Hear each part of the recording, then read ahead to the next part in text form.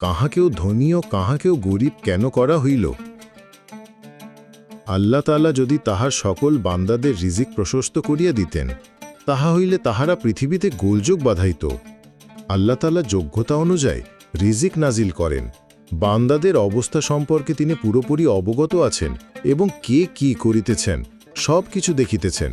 সূরা শুরা রুকু ৩। এই আয়াতে ইঙ্গিত করা হইয়াছে যে পাইকারিভাবে সবাইকে সচ্ছলতা প্রদান করা হইলে তাহা পৃথিবীতে দাঙ্গা হাঙ্গামার কারণ হইবে। স্পষ্টত ইহা ধারণা করা যায় এবং অভিজ্ঞতা হইতেও জানা যায়, যদি আল্লাহ তাআলা তাহার অনুগ্রহ দ্বারা সকল মানুষকে বিত্তশালী করিয়া দেন, তাহা হইলে বিশ্ব ব্যবস্থার ক্ষেত্রে অচলাবস্থা সৃষ্টি হইবে। যদি সবাই মনিব হইয়া যায়, তবে শ্রমজীবী কাহারা হইবে?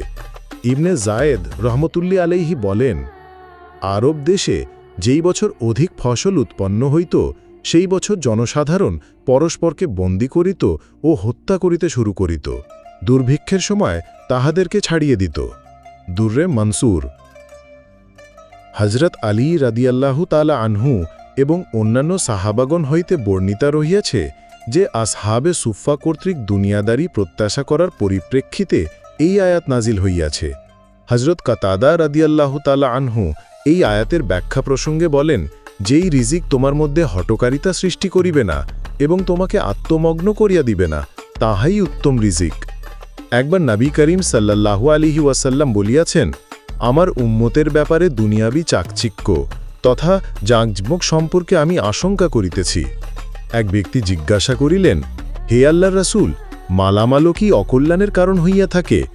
অতঃপর এই আয়াত নাজিল হইল। হাদিসে কুদসিতে নাবিজি হইতে আল্লাহর বাণী বর্ণনা করা হইয়াছে, যেই ব্যক্তি আমার সহিত লড়াইয়ের জন্য মুখোমুখি হয়, আমি আমার বন্ধুর সহায়তায় ক্রুদ্ধ বাঘের মতো ক্রোধান্বিত হইয়া পড়ি। আমার আদেশ করা ফরজসমূহ পালন করা ব্যতীত কোনো কিছুর দ্বারাই বান্দা আমার নৈকট্য লাভ করিতে পারিবে না। অর্থাৎ আল্লাহর ফরজ বিধানসমূহের অনুসরণ না করিয়া তাহার নৈকট্য লাভ করা সম্ভব নয়। ফরজ পালনের পর নফলের দ্বারা তাহার নৈকট্য লাভ করা যায়। নফলসমূহ পালন করিয়া বান্দা আমার নিকটবর্তী হইতে থাকে। নফলসমূহ পালন যত বৃদ্ধি পাইবে, আল্লাহর নৈকট্যের পথে ততই অগ্রসর হওয়া সম্ভব হইবে। পরিশেষে সেই বান্দা আমার বন্ধুতে পরিণত হয়। বন্ধু হওয়ার পর আমি সেই বান্দার চোখ, কান, হাত এবং সাহায্যকারী হইয়া যাই। যদি সে আমাকে আহ্বান করে এবং আমার নিকট কিছু চায়, আমি তাহাকে তাহাই দান করি। আমি যাহা কিছু করিতে ইচ্ছা করি, তাহার মধ্যে মোমেন বান্দার রূহ কবজ করাকে অগ্রাধিকার দিয়া থাকি। এমন না হয় যে কোনো কারণে সেই বান্দা মৃত্যুকে অপছন্দ করে, সে অবস্থায় আমি তাহার মনে কষ্ট দিতে চাই না। কিন্তু মৃত্যু অবধারিত ব্যাপার। আমার কোনো বান্দা বিশেষ প্রকৃতির ইবাদত করিতে পছন্দ করে, কিন্তু আমি তাহাকে সেই সুযোগ এই কারণেই দিই না যে ইহাতে তাহার মধ্যে আত্মতৃপ্তিবোধ গড়িয়া উঠিবে। আমার কোনো বান্দা এমন রহিয়াছে যাহাদের শারীরিক সুস্থতাই তাহাদের সঠিক রাখিতে পারে। যদি আমি তাহাদেরকে অসুস্থ করিয়া দিই, তাহাদের অবস্থা খারাপ হইয়া যায়। কোনো বান্দা এমন রহিয়াছে যাহাদের অসুস্থ অবস্থায় তাহাদের ঈমান সঠিক রাখিতে পারে। যদি আমি তাহাদেরকে সুস্থতা প্রদান করি, তাহারা বিগড়াইয়া যাইতে পারে। বান্দাদের অবস্থা অনুযায়ী আমি তাহাদের কার্যাবলীর আয়োজন করি, কেননা আমি তাহাদের অন্তরের অবস্থা সম্পর্কে অবগত আছি। এই হাদিসটি বিশেষভাবে প্রণিধানযোগ্য।